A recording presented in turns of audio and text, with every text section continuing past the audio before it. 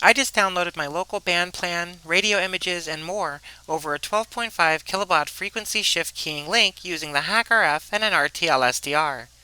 This is Sarah with Signals Everywhere, and today I'll be showing you how to use the HamCarousel to send files over the air.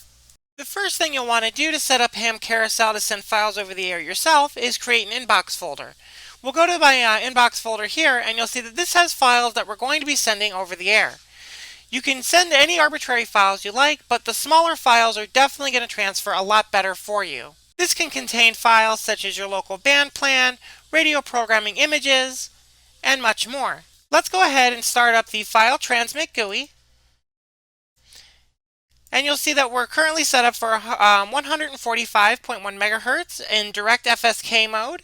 We're also set to 12.5 kilobaud for our speed.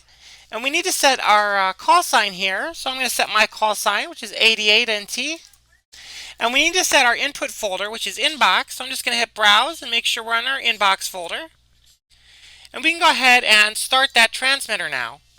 So once the transmitter is going, you can see that the carousel is running, and it'll give us a progress bar showing us how much of the carousel is actually processed.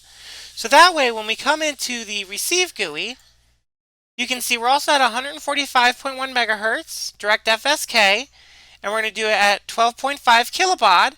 And we need to set our outbox folder, so let's go ahead and hit browse and make sure we're in our outbox.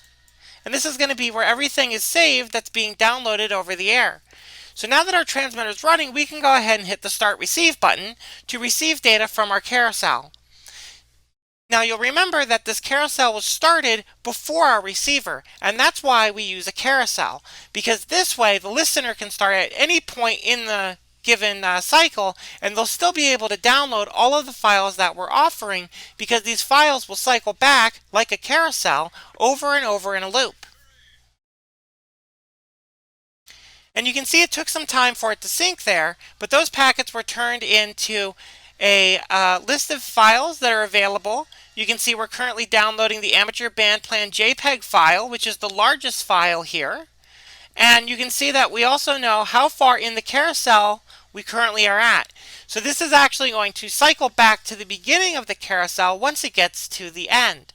Meaning that all of these smaller files that were skipped because we started our receiver late will eventually catch up and download those smaller files when the carousel comes back around to us.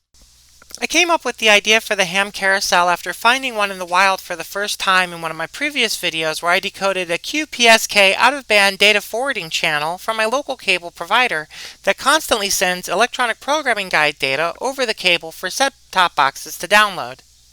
I applied this to an FSK signal for amateur radio use and managed to fit it within a 25 kHz FM channel. If you're interested in trying out HamCarousel for yourself, a download link will be in the description below. And with that, I hope you enjoyed today's video, and I'll see you all in the next one. Bye!